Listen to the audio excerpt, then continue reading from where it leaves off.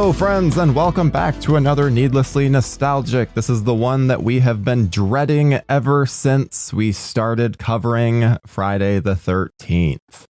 I am one of your hosts, Tyler Nichols, with my other host, Lance Velchek. Lance, how are you doing this fine day? Can't really complain. Nice and sunny. Sitting here hanging out with a buddy, talking movies, living life. Yeah, I mean, we could be talking about a better movie today, but yeah, we'll talk about that in a little bit, because this is our one chance, I feel, because this isn't going to be quite as extensive as some of our other episodes, because usually we get on little tangents where we talk about a 5-minute scene for 30 minutes. This one, I don't think it's going to be like that. And this has a connection to something else that's Friday the 13th related. So I thought it would be interesting to start off talking about the fact that our lead here is actually from the Friday the 13th TV show, which we will not be covering because I'm not watching, 3 seasons of a show. But do you have any experience with it? The show? No. I know it was, I've seen some of it back in the day as an anthology. I do have the personality where maybe I can appreciate more of it now, but back then I'm like, it doesn't have Jason, Voorhees. So what are we doing here? It's at least the Nightmare on Elm Street series. Freddy popped in. Or this, yeah. I just think they're just using the name, and that always bothered the shit out of me. Pardon my French. 100%. It's just the name. If anything, it seems like something that they would have created based off, like, this would have been a series had the Jason Voorhees Friday the 13th series not existed, because Friday the 13th superstitions, or then having a TV show that's about this pawn shop with all these crazy items in it. It's that would make sense. But we're in a world where Friday the 13th exists as a Jason Voorhees vehicle. So I think this is yet another example of Sean S. Cunningham just being like, I fucking hate what my creation has become. Let me do something that I actually want. Which, Yeah, it breaks my heart. This is the first one by New Line Cinema, Robert Shea. It's in the 90s. There's a lot of change going on that maybe I didn't know. I never liked this movie. I've always actually hated it quite strongly. But for some reason, the awkwardness of this being different in a lot of new ways was more apparent on this rewatch. And I'll be very clear. I probably haven't seen this in a decade. I never rewatch this. If it's on, I turn it off. I don't care for it. I have a lot of strong opinions, but there are some interesting things I'd like to eventually get into that I noticed more on the vibe of this movie that I don't know if I ever picked up, or at least not as strongly as I did today. Yeah, I would agree with that. So let's just get into the movie. This is Jason Goes to Hell, The Final Friday. It is directed by Adam Marcus, written by Jay Hughley. Adam Marcus and Dean Lorey, stars John D. DeLaMay. Yeah, they're Carrie Keegan, Kane Hodder, and This is a rough one. I'm just like you. I hated this movie. It is one I've told you in the past. I'm the kind of person that I will always give something another chance. Just kind of my personality.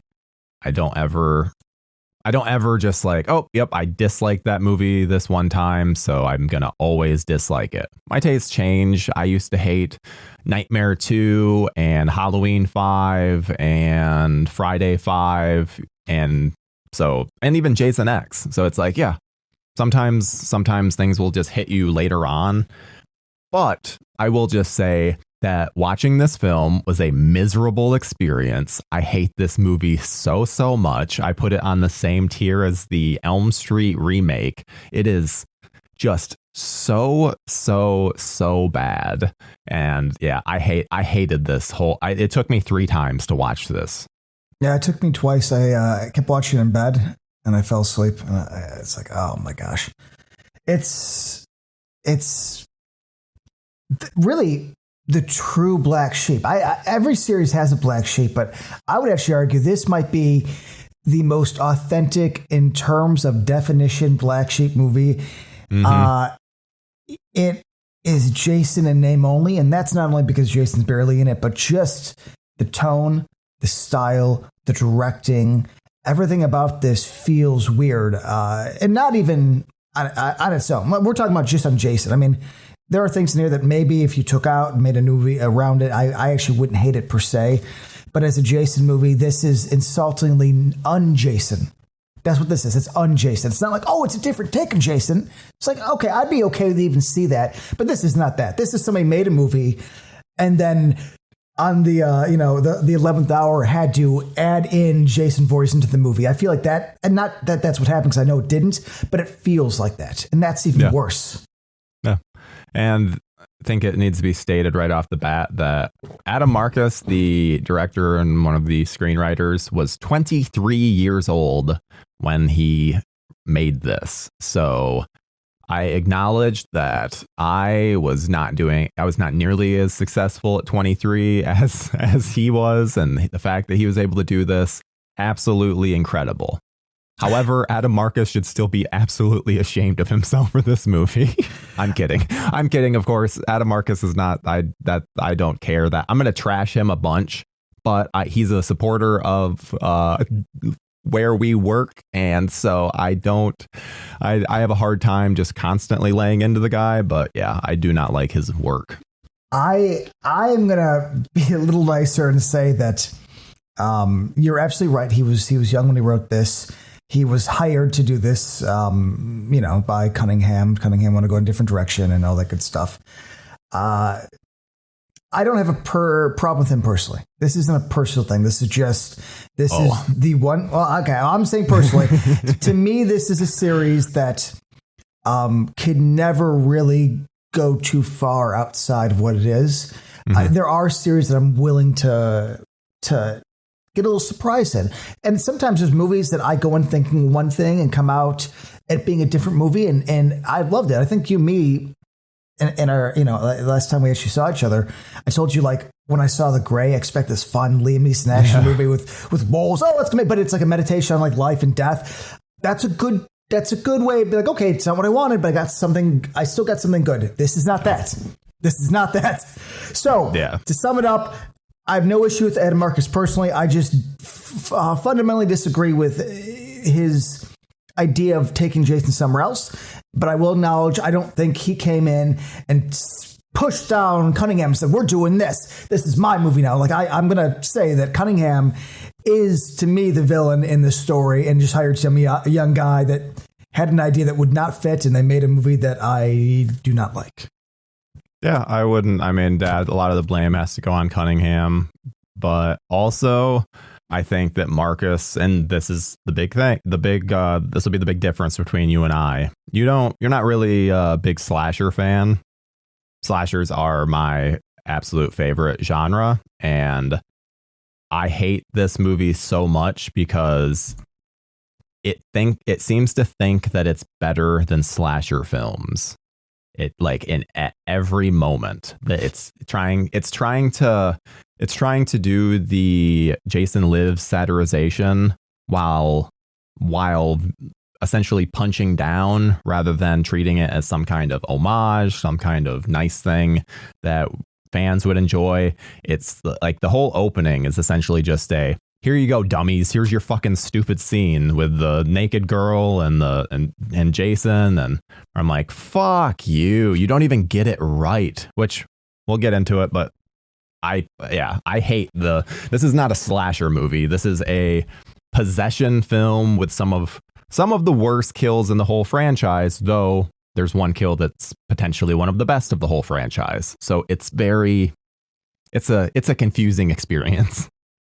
Let's get in the movie, but I do want to just add real quick that I do want to get into eventually the tone, because you're right. I didn't realize, or at least I caught it more this time, how sort of, what is a good word where it's just like, yeah, okay, here we go. It has that blasé. Vibe. It's very blasé. Yeah. Like there's a part where Mr. Stephen Freeman, John D. LeMay, is picking up these people who are like second Jason's concerned, they're like, oh, let's go Camp Cash like, and he's like, what are you guys gonna do? Smoke some marijuana, have some premarital sex, and get slaughtered? And I'm like, oh, it's too on the nose for me. I don't like that. Now it's kind of, I don't know. It's like you said, punching down, but I got the vibe of like, oh, this is actually, I don't want this in my Friday movie because now we're making everything a joke. Now it's like, it's insulting and like sort of like, I don't know, a very meta way, but not in a clever meta way, and just more of a like, I'm just going to say what you're doing and we're going to kind of like be snarky about it. So. Mm-hmm. Oh, and I should state too, you and I are both watching the Scream Factory unrated cut. Yes. I will never in my life watch the theatrical cut ever again. That is a waste of time. And because it gets rid of any of the good parts of this movie, which there are not many. But before we actually get into the full on movie, I just want to mention how bad the director's introduction is. It is essentially just Adam Marcus coming onto the screen and saying, thanks for buying this since it's probably the fourth one you own. Thanks. And then it just gone. But hold on. It's like, I thought of something last night. There's a cut where, like, after he says it's probably the fourth thing you've bought, and thank you very much, and then it cuts, and then there's like a little cut, and then he says like goodbye. I'm wondering, like, is there some weird tangent this guy went on, and then Scream Factory's like, oh, we gotta get rid of that. We gotta get rid of that. What if he goes in this whole thing about how people are wrong and it's great and fuck you for not liking it, because it is really weird for an entry. It's not like a thank you so much, it's awesome, yada yada. It is just, you bought the movie before, thanks. So to me, something's missing. It's my conspiracy theory. I think there's a whole thing that they recorded, they smiled, they went back like, okay, we can't use that, we gotta get rid of that now. Yeah, I would agree with that. It doesn't come across well in any way. It just comes across like a, I don't know, bitter person that then like, hey, this has been purchased by a bunch of people, must be successful then. Or it's like, this is also part of a collection that has 11 other movies in it. If I could buy a collection that was the whole movies, but without Jason Goes to Hell, I would have bought that. So it's like, he's sold that many just because it's paired with other better movies. Okay. Sorry to break your heart, Adam Marcus. Oh, well, come on. I'm gonna lay into him a lot during this. I hate this movie so much, and I hate how defensive he is about it, because it's like, no, just acknowledge, like, you made a really bad movie. It's fine. Like, I wish I made a bad movie. I would, like, it's a huge feather on your cap to make any movie. So who cares if it's bad? But let's get into the whole intro, because this is what I wrote for my note.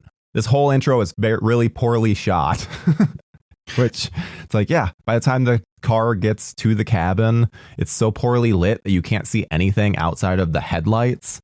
And we get to watch, it's that damn Sean Cunningham style where we're watching the car come in from like far away and then fully drive up. And it is everything awful. Yeah, we're seeing everything, which again, when Adam Marcus, his mentor, is Sean S. Cunningham, yeah, you're going to get this nonsense directing.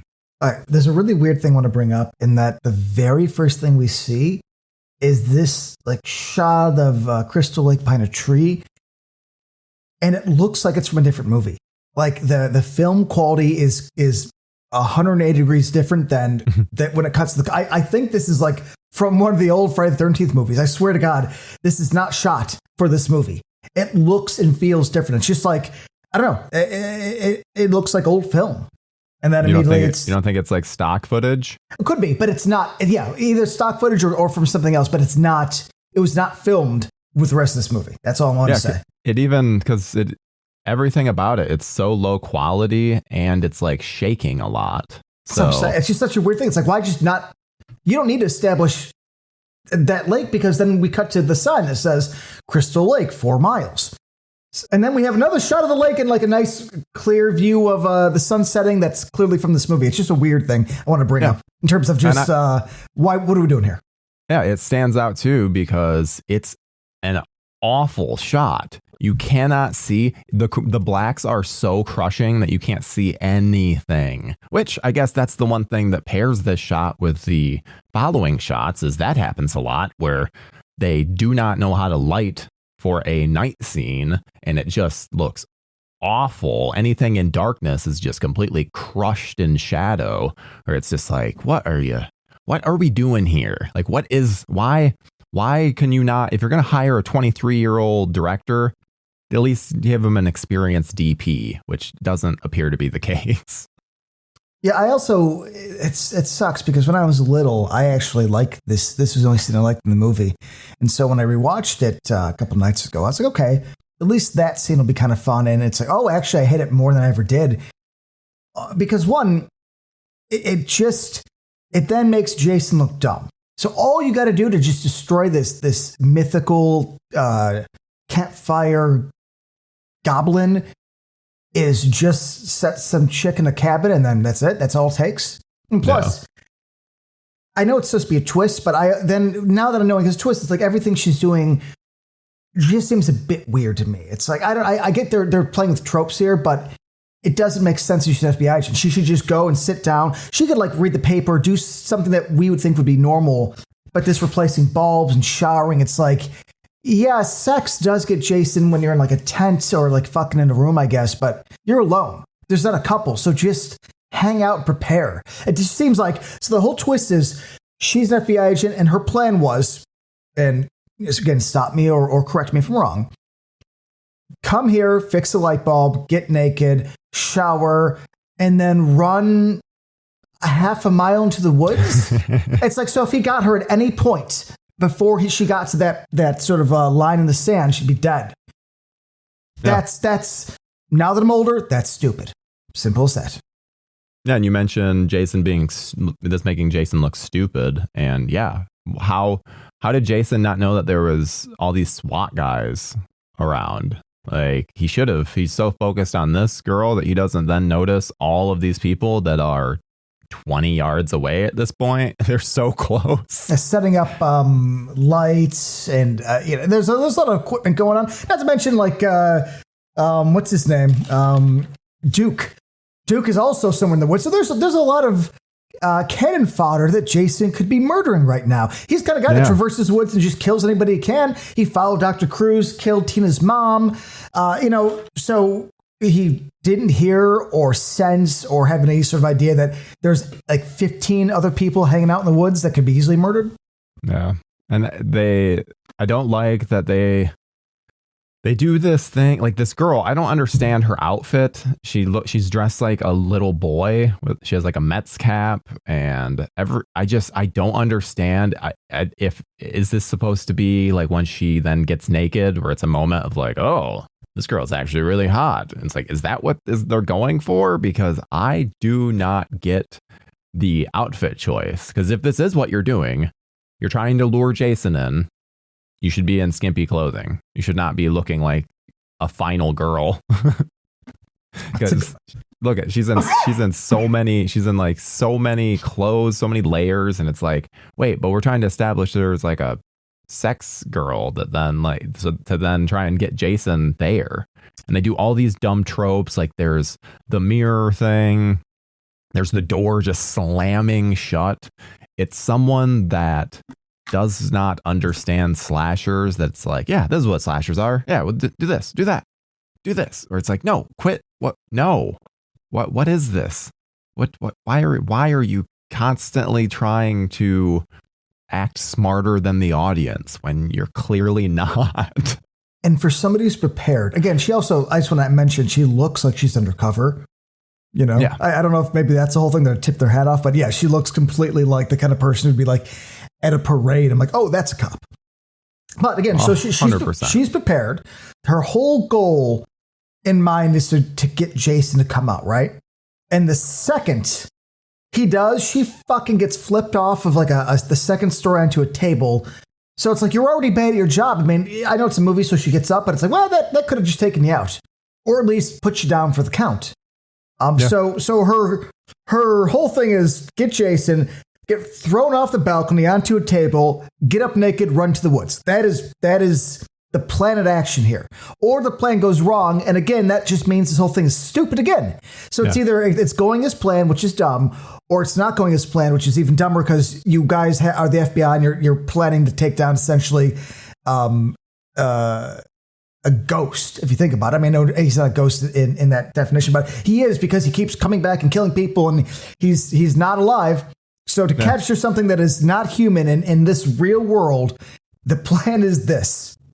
I don't know. I think the idea of trying to catch Jason could have been done well, but you'd have to treat Jason like something you could never truly catch. This, it's almost like, they planned it on a Tuesday, caught him on a Friday, and they're, hanging out on Sunday. It just seems very casual to me.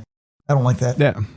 I hate it so much. It doesn't work. It just gets so sloppy to the point where the moment the twist of all the people is revealed, then you think back on just everything that has happened. You're just like, wait, what? Why would they put her in this kind of peril? And if they're watching the house, they should know that Jason, Jason's in. Why does she not have an earpiece or something to give her a heads up? Because she gets out of the shower, which that's another thing. The nudity is not utilized well in any way. It's like, you technically see her boobs, but it's very passing. It's not well shot. Where it's just like, so what's the point of even having her get naked then? Yeah, it's not glorifying it, which is the point though in these. Yes, that's which is why you're doing the whole setup of her getting in the shower.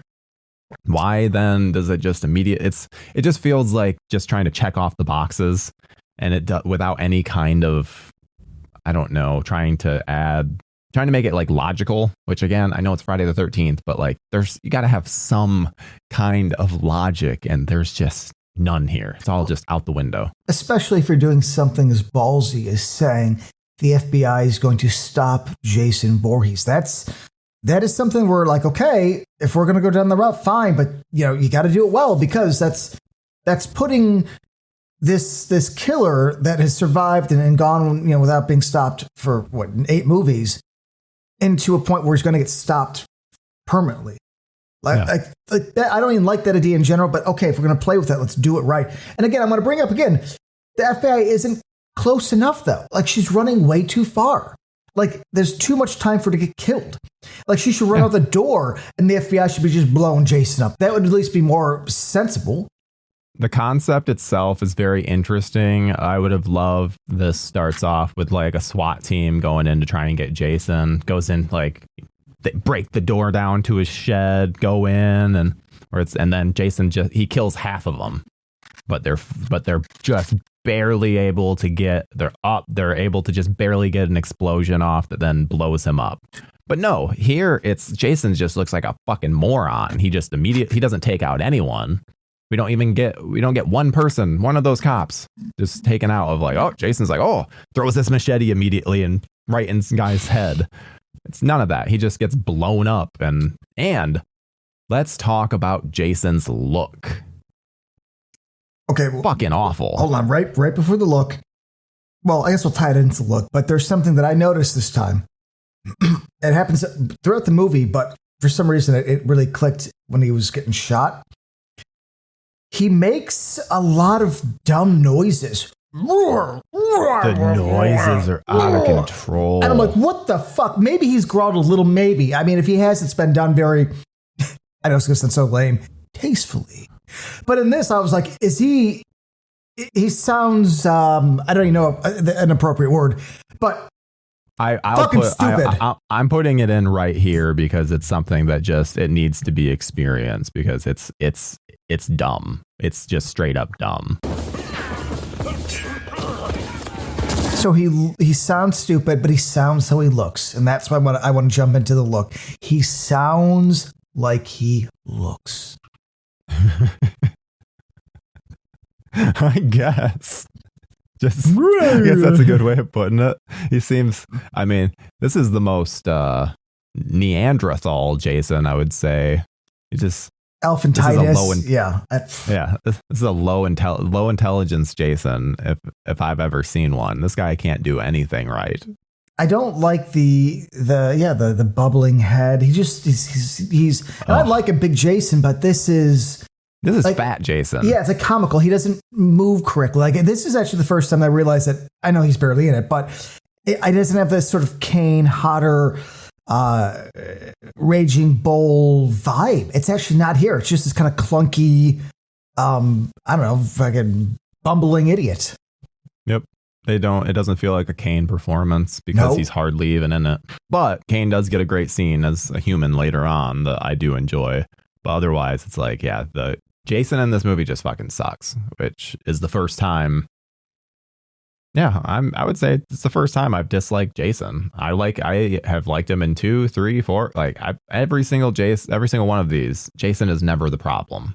Now Jason is a huge problem. 100%. And that's something that I think I'm glad we're agreeing on, because I've talked to a lot of people in my life that like, yeah, it's not great, but Jason's on it. If Jason was in it more, it's like, yeah, if you change this movie around and then put Jason in all of the scenes where it's just some dumb human, I don't think it would actually work, because Jason's just sort of badly portrayed. Yeah. And I that's not Hodder's fault. Hodder's just taking direction. But dude, especially the costume, I think the costume does a lot of the heavy lifting. Yeah, but what's the opposite of heavy lifting? Like heavy lifting should be like it does a lot of the problems are that the suit looks so stupid that the way Jason moves at the end, it's just lame, man. It's corny. It's a corny Jason Voorhees. Yeah. Well, and you had mentioned when we did part 7, the night scenes, that it's a common criticism of how like lit they are. And I will point you to this film, sir, because the night scenes in this are so poorly shot. It's like the balance of hot spots and black spots is just, it's out of control. You'll notice you can pretty much see the light just off camera, where then they clearly don't light it well, because then there's areas where the light doesn't get to. They needed some bounce boards or something to just add a little more depth to the image. But otherwise, as this girl runs through the woods, you can't see shit. It's like her silhouette. Yeah, it's so poorly lit. She turns around the face of the camera and you can't see her face the way it was lit. Yeah, and even when Jason comes out of the cabin, it's like you can barely see him. Where it's just like, why light him? I understand this is quickly shot and all that stuff, but being able to see the reactions of your characters that is the number one thing that should be important for a filmmaker, and it is. Yeah, it's infuriating. I hated it. And then Jason just being killed so easily. I know. That. They blow him up like, oh, that's it. And they're all just like, hey! They all clap and high five. And it's just so, I don't know. It's so, they're all pointing. I don't know, man. I just, like you said before, it's punching down. And I'm going to say this. I don't think it's purposely punching down, but that's what bothers me more. I don't think this is actually deconstructing Jason. I just think that everybody involved is like, oh, we'll just be a little more meta in our approach, and by doing so, it's stupid. But again, Duke being in the forest too, it's like, so Jason isn't aware of anybody in his woods, which is kind of anti-Jason, because that's kind of Jason's thing, being aware of people in his woods. But fine, fuck it. Duke's also there, which means the FBI isn't aware of who's in the woods either. So nobody's doing their job. Yeah, everyone is terrible, and then I dislike how it's shot very weird, because it's like at one point they treat the camera like it's a real person. Someone's filming it. Yeah, where it's just like, what the fuck is this out of nowhere? There's at least give me some kind of filter on the camera to make it seem, because it's, if anything, it just looks like any other camera that's being used. So why is it suddenly in this one spot of POV? It's dumb. It's very dumb. And then they do the cut.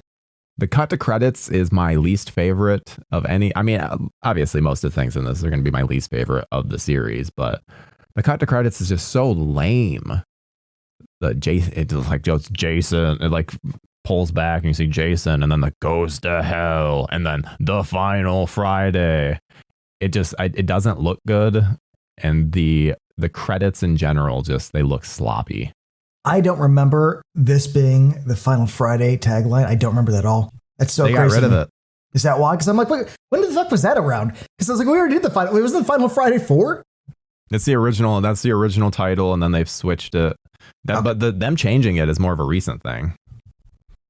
It was always Jason Goes to Hell, the Final Friday for years and years, even on IMDb. But then you go to IMDb, it's just Jason Goes to Hell, and then in a little bit it says original title, Jason Goes to Hell, the Final Friday. I'm just saying because number 4 it was the Final Friday. I just feel like I know that they want this to be one, but if you use it once, you can't use it twice. But real Final quick, chapter, Final Friday, different. That's me. That's saying it's the end. That's saying it's the end. Stop saying it's the end when it's not the end. But I want to bring up though the credits because they keep cutting from the morgue guy to the credits, and the credits look like this weird generic like Windows 95 kind of font. I don't know. It's just very like maybe at a time it's cool, but now I'm like, oh, not good. Like the color differences. They added a texture to, instead of having any solid color, they added a texture to it, and that texture that they uploaded was fire. And so it's the sloppiest looking thing. It might look cool if it was moving, if the fire was actually sparkling, but since it's just a still image on the fire, it looks so sloppy. And like you said, Microsoft Word. Yeah, it seems like something I did if I had to make like a presentation in high school, like in the 2000s. Yeah, maybe that's what I would use. Yeah, and again, maybe in 93, or I guess this was what made 92, came out in 93. Maybe that was like really cool. Like people are like, hey, look at the credits. I don't know. I don't want to make fun of shit too much because this could have been cool at one point, but it is one of those that if it was, it is not aged well. Simple as that. Because I wrote down the same thing. Like the credits are so goofy. Yeah, I never had noticed them, and I had the same realization as you of just, I thought I liked the opening and then not. So it's like hating the opening and then going into these credits where I was just like, what is happening? But it's the reason that I think the credit sequence is so dumb is because of how it's mixed. The music just comes in and immediately leaves when there's a physical shot and then comes back in when it's the black with titles. The mix on it is so jarring. It is frustrating. It just feels very amateur where I'm just like, come on, quit being so amateur with everything. And also it's 93. I would have loved them to just put these credits at the end. Like, I understand early 80s, they got to deal with the shit where, like, Jason takes, like, 8 minutes to start. And I guess they're trying to be clever cutting to the morgue guy, but I just think we're in a different era, and this should be tighter. It's an old style, but it adds, again, more to the pacing and the weird issues that I have, because it's like, okay, the things that are happening even in the morgue aren't like little sections of things being completed. It's just random cuts. Like the guy like grabbing something and turning like kind of halfway towards the camera, cut. Then all of a sudden like him grabbing his scalpel and then like, I don't know, his coffee, cut. I'm like, what are we doing? It goes on for so long too, where it's just like, what?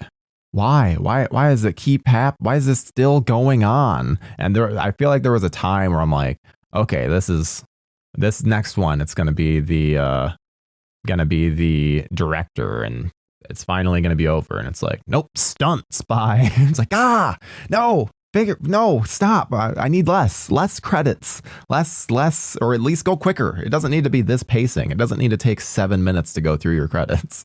Especially when, this movie's entire purpose is this sort of morgue scene. It's setting up the big switcheroo of what Jason Goes to Hell actually is. This sort of body hopping experience. So I feel if you're going to go this direction, put the credits to the back and then let's just focus on this scene. Let's get to it because the pacing is goofy as hell because it keeps cutting to it. And then all of a sudden we finally cut to it and there's no credits and we're in the movie and then the heart beats and the guy eats it. And I'm like, okay. And I remember as a kid being like, that's kind of weird. Like what's going on here? I'm so glad we get to discuss this because I've been confused for my whole life as to, okay, so everyone outside of the opening morgue guy is forced. It's a forced possession where he ties him up, does something where then the weird butt worm comes out of his mouth and yes, like I get that. Why is the black dude, the morgue guy, why does he eat the heart? Why does this happen? Because we've already seen, like, yeah, when you get forced by the prior possessed, it makes sense. But there's nothing. This guy is just like, I like to eat me some heart. Well, I think they're establishing that essentially he gets hypnotized into it, but then you're saying that, like, let's just break that down. So the mythology of Jason Voorhees is he's this parasitic demon worm, but here it's just a heart. So I guess it's both. Yeah. And so if Jason dies, the heart draws you to it to eat, and then you become possessed. It's like, so what if the heart was destroyed in the fire? Can the heart not be destroyed? Is the heart the only thing that survives? What if we don't blow Jason up? Does that mean some guy has to then, like, break open the chest cavity and eat the heart? What if Jason's at the bottom of a lake being held down by a rock? Does then somebody dive in with the wetsuit, bring Jason up, open up his chest cavity, and then eat the heart? It's adding mythology to this is fucking stupid, and now we're sitting there talking like this. It's like, what are we doing? Why are we talking like this? I don't want to have a conversation about why it's dumb to eat a heart in a Jason movie, because logically it makes no sense. Mythology-wise makes no sense. And if we really kind of walk through it, it's a cool visual, but it's dumb. Yeah, because they immediately, again, it's if he gets hypnotized here, then we need to see some kind of hypnotism with any of the other victims later on. That's rather than all of them are forced. Yes. Every single one. Like, why? It's just poor writing. Poor writing. They're like, oh, we want a body swap movie, and this is how we're going to get it. Because there's not any point where I'm convinced of, oh yeah, this guy is being overtaken by this. If anything, I'm just like, this guy's a moron for seeing this beating heart and being like, oh, I need to eat on this. Because again, we see later on that, oh, there's some kind of weird thing that happens to people where they get drawn into it. That's more interesting. But no, he just grabs it, takes a big chunk out of it, and we've got our new Jason. Yeah, now he's Jason, yes. And we have the nice insulting reflections where we get to see, I mean, even though we both hate how he looks, I still always found it insulting as a kid. Like, oh, they put him in the movie in reflections to let you know, like he could be here, but we're going to be watching a fat cop, some, I don't know, some skeezy TV reporter, it's like, oh, okay, but not Jason, but we'll show him enough to let you know, like, hey, we could have put him in the movie. We just chose not to. They've done such a good job of the last few films making Jason so intimidating. Anytime he's on, like, in the room with someone, it's like, oh, this person's fucked. And yet, this is what we then get, which is just, oh, get rid of scary Jason. Now it's this dude, this morgue guy with blood all over his chest is, yep, this is who we're going to watch murder people. Cool. I do want to bring up, though, the few times Jason's on the screen, do you realize he becomes like Mr. Butterfingers? Like, he can't grab onto people. Like, he can't really, like, squeeze or break. There's a few times where he has somebody in, like, a good full grab and they, like, push away or knock him over or fight him off. I'm like, that's not my Jason. Like, you can't. Yeah. If Jason has a good hold of you, you should be screwed. That's the Jason that, like, the last 3-4 films we had. And this is just, I always think of UHF. I can't think of the guy's name, but never he cuts off his fingers like, Mr. Butterfinger. Blood's going everywhere. It just seems like that. It's if that guy was Jason Voorhees, this would be his movie. I wish I knew this is why was his. I saw him live in concert. Why is this? This is bugging me now. I know who you're talking about. He talks like this, Mr. Butterfingers.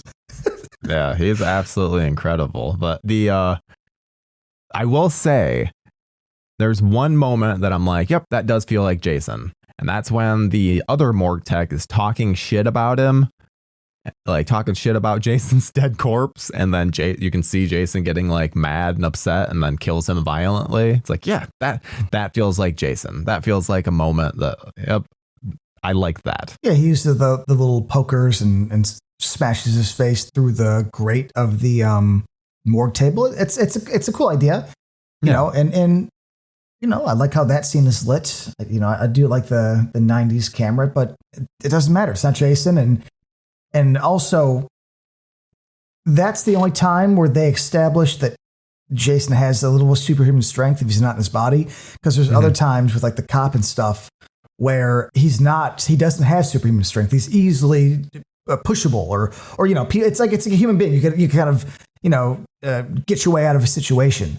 So that's the thing where I'm like, okay, which one is it then? Because it's either if he's in a body, it's Jason, and that's what Duke said. He's like, he has many bodies. It's like, well, no, he doesn't though, because it seems that he could be a bunch of people, but they're just sort of like zombies. Like he could control them, but they don't have that special sauce that Jason does. Yeah, he doesn't. Well, there's no consistency with the strength of Jason in this movie, which is weird because there's like later on, the girl gets like her mouth pushed into her own face, and there's not, or I don't understand how they can do that, but then Jason gets pushed over by our lead guy, Steve, or through the window. I'm like, how did he do that? It's like a linebacker should bounce right off him. Yeah, there's no kind of consistency with that, which, yeah, I understand when Tina's throwing Jason, she has telekinetic abilities. Jason only has strength here when he's trying to kill someone, and then he has superhuman strength and can split people in half with poles. and something, yeah, exactly. Well, that's the cool only good death scene, really. But I want to bring up that in earlier videos, I mentioned how I do enjoy them getting away from the teens. And this is a movie that like I should love because everybody's like a middle-aged dude. And it actually makes it worse. I'm like, I kind of miss the teens. It's like everybody here is just sort of like overweight or just really skinny. It's like, oh, these are the adults that get now, huh? Yeah, I like the Kane Hodder cameo, where he even says like, Jason, he ain't nothing but a pussy. Is this little duckbill mullet? Yeah. Yeah, that's like an enjoyable. Which, side note, I was very happy. I watched Monster with Charlize Theron for the first time, and Kane Hodder pops up in the end as a bounty hunter, and I was like, "Hey, Kane, good for you." Oh shit, it's been a long time, man. I have to give that a rewatch. I don't remember Kane being in that. Yeah, Eileen Wuornos is. She was like, she killed a bunch of people in my mom's neck of the woods. So. Really? She's okay. Well, she's a Florida killer. So. Look at that. Yeah, very interesting. A lot of them over in that wacky state. Oh yeah, a lot. That's where all the wackiness goes. As they should. So I want to talk to you about, or at least ask you, I should say, because I kind of go back and forth. I like the idea of this character, though I don't necessarily think the writing is where he needs to be. I like the idea of Duke. I like the idea of somebody being obsessed and like kind of chasing Jason. I like the hot cowboy hat and the duster. And I even don't mind the actor per se, but I do not like the actual character. Does that make any sense? Yeah, I like the concept of this. The execution is awful. I would say Creighton Duke is someone that I used to think I liked in this. And this time I was just like, all I could see were all the flaws in the character of just how dumb it is. And I mean, so there's at one point we show, this is Jason escaping from the morgue. It then cuts to a news report that is on, like, it's a report on those people dying at the morgue. What the fuck is this timeline? Is this, because they treat it like, it's like, oh, this is like if Jason escaped that afternoon, this night is where we're getting the teens, like that young adult scene. So it's like, wait, that news report was that they're getting footage, they're showing the dead bodies on the news report. Yeah, which is weird. Yeah. All this is just the timeline is so sped up and fast and just dumb. I never thought about that, but you're right though, because that's a report on, Jason, and then we bring in Duke, and for such an idea of a cool character, I think that's such a goofy way to like show him. Just kind of like doing that like kind of puff piece walk where it's just like, well, I think I could take him out, and it's like he has many bodies. It's like this is, we're establishing that, but you're also saying it's already established, which is dumb. Yeah. And you're right though, because the teens would have had to find out that Jace was killed. and then I'm assuming plan this unless they live down the street because they're hitchhiking. So it makes me think that they're not from around there. So they had to find out that Jason was dead, get like a little shindig, a box social together, plan it out. And also nobody can have a car. So they all planned something out quickly enough after Jason died and then hitchhiked to this place. So you're right, though. That seems like a month would have to go by. Yeah, you would think. It doesn't make much of any sense, especially with when you then think of, so these people then decided that they were going to go to Crystal Lake because Jason's dead, but he's been dead for less than 24 hours. So did they just like decide like, oh, hey, well, did you see? He's dead. Like, are we sure he's dead? Like, cause if it's 24 hours, I might wait a little bit. It's not like, ooh, there's been 6 months of no Jason activity. Let's go. It's like, no, these people are fucking stupid and deserve to die. Yeah, like in a good movie, this would be like flash forward 3 years later. The time has moved on. People have moved on. Jason's been sort of like, an afterthought. Like that's how you do it. It's not like the week of. It's like this. Yeah. Also, the morgue there's like this massive killing and then some guy's missing. Like call me old fashioned, but I'm like that may be connected. Yeah, I'm thinking so. There's the lack of connections with, because also too, yeah, you would think, which maybe they didn't see the news report. Oh, fine, but there is now a report of the place where Jason's body was at, a bunch of murders. So it's like, okay, in my smooth brain, I would be like, oh, Jason is still alive and he's out there, and oh no, we need to not be doing this. Especially a movie that is a little more meta and self-aware, and not even in a comedic way, but just like, it has a lot of dialogue where it's like, Jason Voorhees does this, Jason Voorhees does that. So we're all aware of what's going on. So it just seems dumb. And also, side note, I don't know why it bothered me, but I hate that there's a line where he goes, they tore down the old cabins. Where I'm like, well, that's kind of stupid. So it's not even a campground. It's just a forest. Then fucking go camp somewhere else. And also there's only three of them. Like I understand, like as weird as this sounds, if it was two couples and they were just going to like bang and some sort of like, cause it's that like kink of like, it's not safe because Jason could have been around. Fine. But it's just like, it's a couple in the third wheel, just camping in a forest. Yeah. And the one girl is immediately just like trying to get Steve to fuck her because, I mean, obviously, if she's a third wheel, she's like, oh, I need to get this guy. But if I'm Steve, yeah. I'd be thinking, these people want to murder me. They're going out into the woods. They want me to join them. This is going to be bad. Also, on the Steve. Like they make him look like such a dork. And this girl's immediately like, I want you. I'm like, take off the glasses and make Steve like a little more handsome. I don't know. It's just like, he's such a nerdy dude in this. I immediately was like, I don't buy it. Yeah. Bring in the guy from Ghost. The guy from Ghost is a handsome guy. I would have believed that. Yeah. No, I would agree. And I dislike too. So before that, they even do I need to mention this line. Creighton Duke says, makes me think of a little girl in a pink dress sticking a hot dog through a donut. It's just like, what? That is the screenwriter being like, oh, this is a great line. This will persevere for years. Meanwhile, it's like, what does that mean?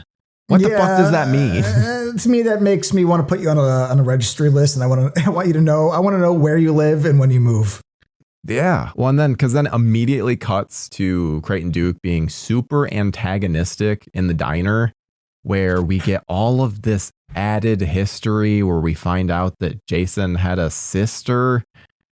Fuck me. Why? I hate added history. I hate like don't give me something that then changes something later on. Yeah, retconning is annoying.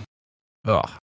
Bugs the shit out of me. And this is, I think, one of the worst examples. And as one of the reasons you said in the beginning, it feels like it doesn't fit the same vibe as all the other films.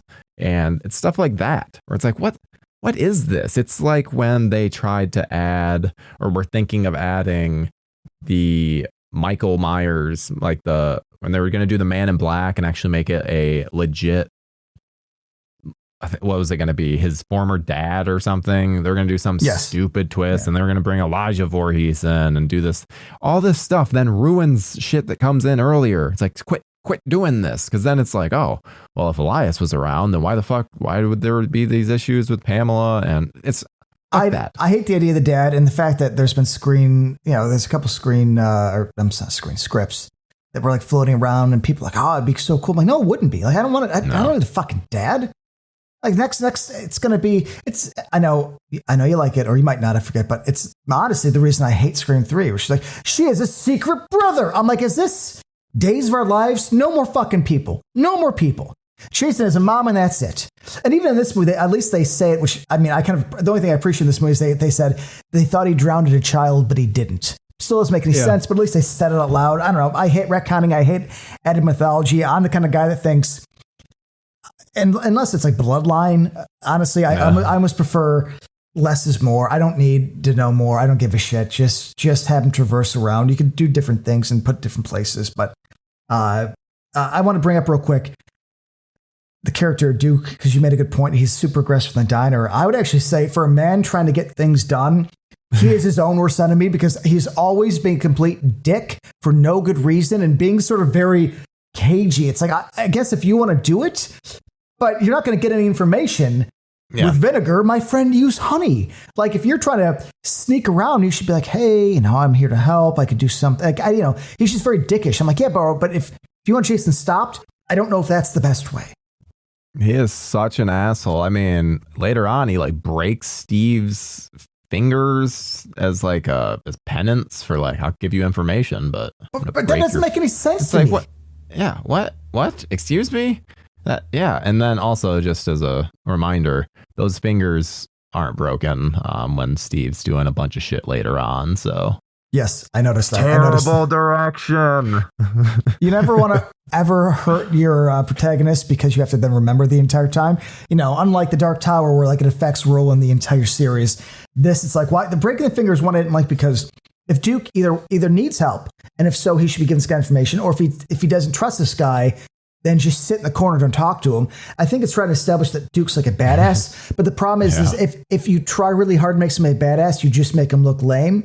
And that to me is like a good example of a scene where I'm sure in concept, Duke's such a badass, he's able to break some guy's fingers. But Duke's also in jail, so it's not that cool. He couldn't avoid being arrested. So and if he didn't knock out the one dude at the right time, what was his exact plan?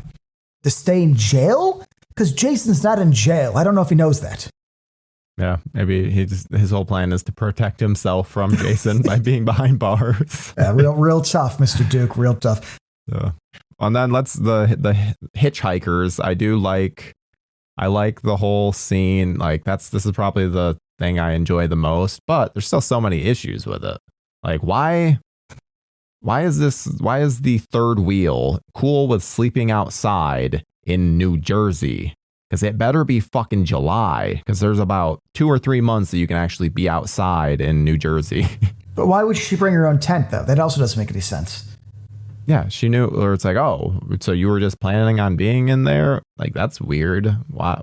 Please don't. And also, that seems like I don't know, maybe just someone that is from a different area, because you're not going to be doing that. You're not going to be sleeping outside in New Jersey. You ever heard of bugs? That's what I'm saying. Even if it's July, you'll be eaten alive. Yeah, it's awful. So it's like, why is she so okay with that? But then there's something I didn't realize. Oh, and she also doesn't care that her friends are having sex like 10 feet away from her. Like, she's probably hearing like squishing noises. She's so close. I was going to say, I needed a scene of her rubbing one out and to make it make sense, because exactly. It's not like she went like traverse farther out to sort of sleep.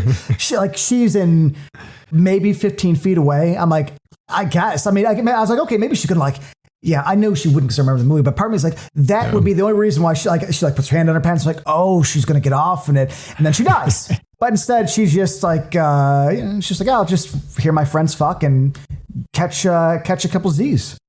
And the stalking scene is so bad, because you'll notice that during the stalking scene, because the whole point of a stalking scene is supposed to be the camera is the killer. So you know what? One thing you would want to avoid? Zooms. This fucking zooms into her rather than actually following her. And I hate it. I hate it so much. I've never realized that it's a thing in this film. And I despise it. Because, again, why are you doing a zoom? You move the camera physically. You move the camera physically. It's not zooms in general look so fucking tacky. Like, but yeah, I don't during like a stalking sequence, that is, that's a deadly sin right there. That is shame on everyone. Shame on the camera operator for doing that zoom. Shame for Adam Marcus for thinking of that zoom. That zoom, it was enough to. That zoom made me shut this film off on one of my viewings. It's funny you call this a stalking sequence because I feel like it's so short I didn't even consider it to be one, and then I'm like, oh, I guess it is. I thought it was so just wasted. Like you said earlier about the car driving up and how Cunningham would film things where people would like grab an apple, bring it to the table, cut it, wash the knife, put the knife away. The kind of shit we do in real life but you never do in a movie. It feels like that to me. Like not even stalking, just like the girl has to walk somewhere. So it's so bad. And she's walking somewhere, but why not get her further away from the two that are fucking? Make it make sense. But they don't. She should have joined in. Then we would have had a triple kill. Yeah, do something like that. Which, okay. One behind the scenes thing that I have to mention because I always think it's so funny. The couple that's having sex in this scene are exes and were cast separately. And it was a thing of, oh, this person. So then they had to do all of that while being exes. And all I could think is like, good for you guys and your professionalism on that. Yeah, I kind of actually like that. It keeps it a little authentic. Yeah, it's I don't know, little things about it, or it's just like, okay, anything that will make this more interesting. Well, this is the one kill. Oh, sorry. No, I was gonna say the kill itself is great. Like, it's well done. It's on the one girl prior gets killed with a scalpel, and I'd say it's pretty brutal. It's like a scalpel, very small and sharp, and just the idea of it, like, ugh. It's quick though. You can feel it. Quick, a little quicker than it should have been, especially for an unrated cut. But whatever. Yeah, that is very true. But I like it. But the kill though, the one we're talking about, like I think but that's the one everybody talks about. So I think we could all agree that I'll give Adam Marcus some credit. This is it's a cool kill. His directing is good in it. There's the body split to the reaction of the dude. I think that's cool, man. Kane effects, isn't it? I believe. So it'd be like Greg Nicotero Maybe and Nicotero, his crew. Yeah. Oh shit. So it's like I think it makes sense. I could be wrong about it being K&B. I thought it was K&B that did it. K&B. Howard Berger. That also means that K&B did that shitty Jason suit then. Yes, it unfortunately does. So that aspect is very disappointing. I think was it Howard Berger that did that? I think that he's the one that takes credit for that. I could be wrong though. But a movie is a team, so I'm going to blame everybody for the suit, not just... It's all K&B. For K&B. I like those guys. Yeah. No, same. They're fucking awesome. Greg Nicotero's the best. No, he's a sweetheart. And he's done so much good for horror, so I will always be a big fan. Absolutely. But the kill itself is really well done. It's upsetting how bad it is in the R-rated version because they just cut so much. You don't see anything. You don't see the body. Yeah, you just see the splat in the face. Yeah, it's just the guy freaking out, which I think they stay on the reaction longer, which again just doesn't work in any way. There was one time I was watching this and I thought it was the unrated version, and then I got to this scene, and as soon as it cut, I was like, "Are you fucking kidding me? I'm watching the theatrical." God, no. I think I immediately shut it off. I mean, really, even if it was the unrated, after that scene, I think I'd be like, okay, well, that's it. that's the last one. I mean, there's some interesting gore later on, but I wouldn't necessarily call it kills. This will be the last time that I watch this film in a very long time, like for a very long time, because this was a miserable experience. Well, hopefully people enjoy us talking about it, because I would much rather listen to us talking about it than watch this movie again. No, I never loved it, and you know, as we're doing this sort of video commentary, it's on my screen as I'm talking to you, and I'm kind of like, I don't want to be here. I'm like, oh, it's just so fucking boring, man. It's boring. The characters are boring. The personalities are boring. There's some good gore and interesting stuff. The melting of the face, the jaw and shit. I'm not going to completely say there's something in here, but it's not a Jason movie. That's for sure. I'm going to sound like a pervert here, and I don't mean it as that, but there's a moment where the third wheel pees in the woods. Oh, doesn't wipe? It's in the middle of the night, and she drops her drawers. It's so strange to me that it's complete silence. Like, is that considered too much? Like, don't even have her pee. It's irrelevant to the scene. Like, you don't even have to if you aren't gonna then just like make the scene like actual sound like it should, then at least just don't have her pee. It's just very strange to me, because it was the first time it's probably the first time I've ever noticed someone peeing in a movie and then not hearing it, where I'm like, wait, this is a strange, if I'm seeing it, I need to hear it, even if it is something gross like that. It's funny you mentioned, because I did not notice. All I noticed is she didn't wipe, and I'm like, well, she needed, like, she should get some like tissue from her purse and a little pat. I don't know. Call me old fashioned. I mean, I understand. Listen, sometimes you don't have to, but I mean, she's gonna go and like lay back down. This isn't like an emergency. I don't know. Just you know, because they show the whole thing. It's actually quite authentic. It's not like a weird cut like they show her like bend over, squat, do her thing, pull it shit back up. So I'm like, oh, you know, I don't didn't go all the way. Be realistic and add the sound. But that's funny, because I didn't notice the sound not being there. I just noticed. I was like, oh well, there's gonna be some extra dribble in there, huh? Yeah, it was definitely something that stood out to me. But okay, so then moving past that kill, this is when we finally get Jason doing the body swap thing. He does a very strange, he shaves the guy. It's so fucking stupid. I'm sorry, I don't like it, because that means he's doing it for the look, because he doesn't want the guy to have facial hair. But the guy he's in right now has facial hair. Am I correct? It makes no sense. Like, he has a mustache. So why is he shaving off the mustache? Yeah, why? There's no reason for any of it. That guy is also like, he's Jason for a very small amount of time. So why couldn't it have just been the other guy? Like, I get they're doing the whole the body falls apart and whatever, but it's just the timing of it doesn't make a lot of sense to me. And yeah, the shaving is just weird. What the fuck? And what's the point? He strips him naked and then ties him down. Yeah. Why do he strip him naked? Like, there's a lot of innuendos there. I'm like, listen, love what you love, but I'm not exactly sure what's going on there, because nobody else gets naked. He doesn't strip anybody else down. No. And then they do the weird tongue thing, and it transfers out and everything about it's not.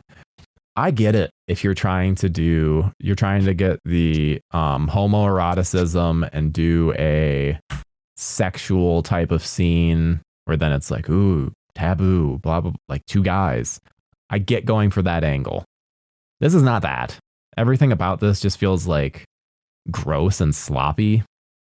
And like, yeah, I agree. It's like someone wanted to do, like, it's almost like Marcus saw like a David Lynch or a Cronenberg film and was like, ooh, yeah, this is what you do. It's like weird and unexplained. Where it's just like, wait, what? No. Explain. I don't need just like this random shit that doesn't make sense. And there's something I want to bring up, like maybe a few minutes after, when the cops about to kill the mother, right? Mm-hmm. And he pulls her down. It's like, I wrote down like 38 minutes in the movie, and he looks up at the mirror, and we see the Jason reflection. And he seems surprised by it. He like is kind of taken aback. What's going on? Why would he be surprised by his own reflection? Because the guy is already taken over by Jason Voorhees. It's not the guy. The guy can't be surprised. It's Jason Voorhees. He thinks he thinks that's him. Yes. But Jason Voorhees seems surprised that he's seen Jason Voorhees. That doesn't make any sense. If anything, he should be more shocked. He should be seeing his regular reflection. So then he's like, oh, that's not me. I'm Jason. Exactly. I also like that he thinks of himself like, I know it's so really weird to think, but he thinks of himself in the mask, in the same costume, like the costume, like that's who he is. I know it's just for continuity's sake, but I just think it's always kind of goofy. Like his internal view of himself is it's just the same thing. But I just thought it was really dumb that he got surprised. And it holds on the shot like kind of long. It's very awkward. It's a very strange thing to do. I'm not sure what they're setting up, but then the cop fights with Steve, and I don't know. Well, the whole reason that Steve is there is because he had seen her at the diner, and she says to him, "Come to my house tonight at 11. Don't be late." And it's like, whoa, you want to fuck Steve, or do you want to tell him this information? Because it sounds like you want to fuck Steve. Yeah, because that's technically it would be his like mother-in-law, right? Yeah. Yep. Which also, they do not do a very good job of establishing why Steve and what's her name are not a couple, and why he hasn't seen his child and all this stuff. Everything about where it's just like, wait, what? Where's this bad guy that he supposedly is? Because I'm not seeing it. No, the Steve character is kind of a weird one because he dresses like he's 18, but he's clearly like late 20s, and they're establishing he's older. I don't actually really understand the personality of the main character. Nope, I don't understand any character in this movie. I have a hard time calling them characters because they're so underdeveloped. It's like Creighton Duke is the only one that seems to have any thought put into him, and even him, it's like, yeah, why is he antagonistic for no reason when he's trying to help? What his way of helping is the strangest thing ever. Yeah, is essentially making it that nobody wants to help him or give him information, which is what he needs. Because clearly doesn't know where Jason Voorhees is, and so he would need outside information to find that. It's kind of dumb. I was going to say there's a character that I should have loved, and it breaks my heart because at times I was like, oh, in the right movie, this exact character would work. Is I think her name's Joey. It's the sort of foul-mouthed diner the woman who hates everybody. Like even that character doesn't really fit here. And it's like, God, that's the character I love. Get that goddamn baby off the counter. It's like, oh, I like you. We should be like, that's a cool character, but it's so weird here. Everything's weird. That's what this movie is. It's weird. Yeah. It's just nonstop weird because not good weird too. We're talking like awkward weird. Yeah, very awkward. There's one thing that I like in terms of something that was clearly a creative decision. There's one moment where the sheriff Jason, he comes across this thing of knives, and there's all these knives in it. And what he chooses to pick up the knife sharpener and throws it into the girl's back, where it's like, yes. That's the Jason I like. Those are the fun moments of like, because he's throwing a blunt object at this girl that then pierces into her back. It's those kinds of moments. It's like, yeah, there's little bits. I'm like, yeah, that would have been so much better in a better Friday the 13th movie. Yes, because it's kind of going against the grain. Also bringing back the whole Jason has superhuman strength randomly, because that's a good example of. That's awesome for Jason because it's blunt, like you said. So it's not easy to go through. So only a superhuman being could be that cool. And it's like, oh no, it's just the sheriff. It's so dumb. So dumb. And even, then it like Steve gets thrown into jail, where then we get the whole Creighton Duke interaction, which is just dumb, breaking his fingers. And this was the scene where I'm like, I hate Creighton Duke. He's just dumb. The character's stupid. Yes. Like I get he's trying to create someone memorable, and I've heard them mention before, like Adam Marcus wanted Creighton Duke to be one of those people that like carries on from movie to movie. Just like, no, thank you. No, not my thing. I'm going to be a little more optimistic and say that if you took this exact character and then another director in another movie brought him in and just changed him, kept the name and the idea and just made him a better character, it could work. I like the idea of somebody like being obsessed and hunting Jason, kind of like, was it 4? where the guy was like my sister. Yeah, like that idea of it. But no, this iteration of Creighton Dukes just doesn't work. And in the past, I've liked him a little bit more. I think I've been a little more sort of blasé about the character. But yeah, for some reason this time I was like, you know what? His exact plan of action won't work with how he acts. And I'm like, that's just not fun. And I like the guy. You know, it's funny. I didn't even connect the two until I think maybe like a couple years ago. I watched Blues Brothers a lot because, I'm from Cook County. But it's Trooper Mount. He's the one of the main guys who's like chasing the Blues Brothers. It's like, oh, I like this guy. He should have been in a better movie. But yeah, I mean, dude, in the end, I don't like anybody in this. He gets out of jail. I don't know if you remember, and he gets chased by his friend. And they had this sort of comedic moment. It's like, I got a gun too. I'm like, is this a fucking joke? Like, nothing about this movie works. Like, the humor's awkward. How they're getting places is dumb. He gets in jail and then gets out. Then just don't put him in jail. How about that? Yeah. Like, you put him in jail to get his fingers broken, get information. There's no other way he could have got the information that would have been more, I don't know, either A, realistic or less clunky. Yeah, there was absolutely no reason for it. I mean, I guess the one nice thing, I did like that he gets to meet his like child for the first time and we get to see that little interaction. But even then, it's just like, okay, and maybe in a better movie, that would be a heartfelt moment, but it's like, okay, moving on. And I should say, I actually think all these actors probably could have done I don't blame the actors. I do think, John D. LeMay. Direction goes a long way. Steve Williams, Richard Grant, Leslie Jordan. Like, nobody actually comes off terribly acted. It's interesting enough. Like, I'd actually say, in terms of just like line delivery, like in emoting, these people are actually kind of solid. It's just everything they're doing is dumb and the dialogue's dumb. But so I just want to bring up that, God forbid anybody ever hears this, I don't actually blame any of the actors. I think that this is something that I wish people would notice more of. You can have great actors give bad performances in movies and it's not the actor's fault. Yes. It is the director. Because guess what? The director got 1 or 2 takes and was like, yep, that's good. Meanwhile, it's like, wait, no, that's not. You should have taken a couple more. The actor didn't quite get what works for the scene, which I think this kind of stuff really shows that because they're just trying to get through pages. That's all. Hey, we finished this. Good. It's coverage. It feels like coverage. Yeah, constantly. And we haven't mentioned the Harry Manfredini score. He's back and awful. This score sucks ass. It is just garbage to the point. And I think the mix of it is part of the reason why I think it's so bad, because the sound drops out constantly in this film. I watched it on my nice little surround sound system. I was shocked at how much the sound just drops out and then boom, comes back in.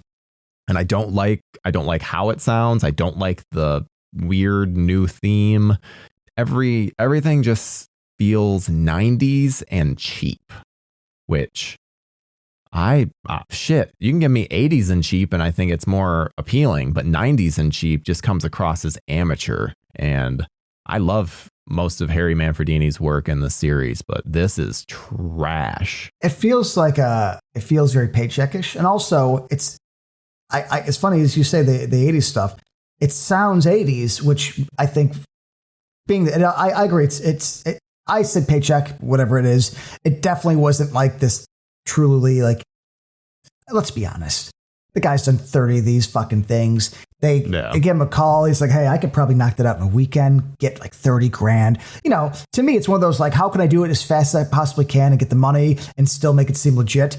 But I also think it still sounds like it's from the 80s, which then just makes it so fucking weird to see in this goofy ass movie. Nothing about this movie works. Like that exact score tweaked just a little, could have worked. But again, the movie doesn't feel like a Jason movie either. So it sounds like an off-brand Jason score and an off-brand Jason movie where Jason's not in the fucking movie. Yeah. Yeah. Everything about it just feels like a ripoff. It feels, bad ripoff. Like, because it would be, like, why are they using Jason here? Why do they have a hockey mask wearing guy here? Like, this doesn't make any sense. Just do a body swap. If you want to do a body swap movie, do a body swap movie. I don't give a shit, but it's because of them, New Line getting the rights, and it's like, well, you gotta use Jason. That's what we bought the rights for. Fucking New Line, man. I've always loved him, but it's movies like this where I'm like, yeah, dude, they just didn't quite get it. And what breaks my heart is like, okay, this sucks, right? But we never got another 90s Jason movie. I love the 90s. I would have loved to see a good 90s Jason movie. We don't have it. This is all I have. This is it. No, but technically Jason X is a 90s Jason movie. It just took so long to release. I mean, I'm sorry, that looks really 2000s. The look, the film, the vibe, the tone. I mean, I'm going to say this, 98 and 99 aren't the 90s. I'm talking specifically like 90 to 95, 96 is probably the fucking cutoff. I wanted one more Jason movie in that like good old fashioned 90s. Yeah. Which, New Line fucked up, man. Let's be honest. I like New Line. I do. They've given me some of my favorite movies, but mistakes were made. And one of the biggest casualties was my favorite slasher. Yeah, unfortunately, they didn't seem to want to just do a Jason at a camp kind of film. So then this is unfortunately what we got, which, dude, this whole third act is just like nonsense. It's just bad. Oh, this happened. Like, this person dies. This person gets possessed. It's just such a mishmash of bullshit that then I don't even want to run through it like sequentially. Well, nothing happens. It's just they switch bodies a couple times. For some fucking reason, we have the Necronomicon and the what the fuck's dagger. The point of that? I'm like, ugh. Which also, I hate the idea of putting Ash Williams in this universe because Ash is fun. He's goofy. He's it's just this sort of anti-hero that you root for. Jason is weird or dumb as these movies get. Like, they still always treat Jason with a bit of is it reverity? What I'm looking for? Like, we're like a bit of reverie. Yeah, like it's respectable. They treat him serious. If he's going to fight some blonde chick with telekinetic powers, that's goofy. But Jason's serious. Going to put him in Manhattan. He's going to head tilt and look at his face. That's goofy, but he's serious. Yeah. But to say like, oh, the Necronomicon exists in this world, man, and somebody who loves Evil Dead, I've never been more like, no, keep them apart. What are you doing? So he's a Deadite? And again, I understand in concept how that could have in the writing room, like, oh, that sounds fun. And then you talk about it and realize, okay, no, it doesn't work. The fact that it made it past the sort of pitching stage in the room to this bothers me. It's like, I fucking hate the Necronomicon being in this. I don't want Evil Dead and Jason mixing. They're not the same universe. They never should have been. Which I guess I never really looked into it. Did New Line have the rights to Evil Dead? I mean, they had to have because of they were going to do the Ash versus. They were maybe if they didn't have the rights, they were going to do a partnership. Because remember that Freddy versus Jason versus Ash, that was like moving forward, and then it got fucked up, and then they made it into a comic book series. Never been more happy that got fucked up. I know that I'm alone, it seems, in the world, but I thought that was the dumbest thing you could have ever done, ever. So I will just say, as someone who's read both of them, because they did two different storylines. It's essentially a Freddy versus Jason versus Ash 1 and 2, and each of them have their moments, and they really, like, the Ash in it feels Ash from like Ash versus Evil Dead.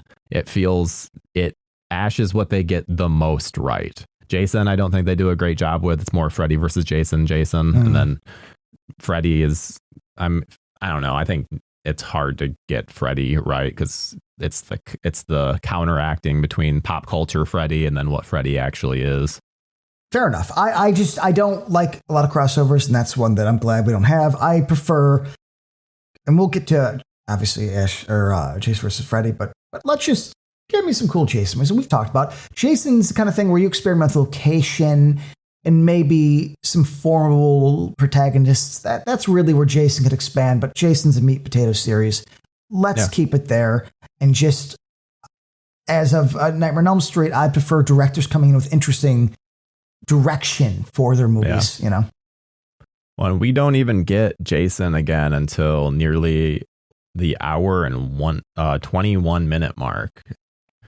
It's a little before that. That's when Jason finally comes back. So he jumps out. We have these little bits where we see him in mirrors and stuff. But 10 minutes he's gone, and then not for an hour 10 later do we get him again. And it's probably that's not my Jason movie. A 10-minute scene. He handcuffs Duke, and like he doesn't immediately pull Duke's arm off. I'm like, that's yes.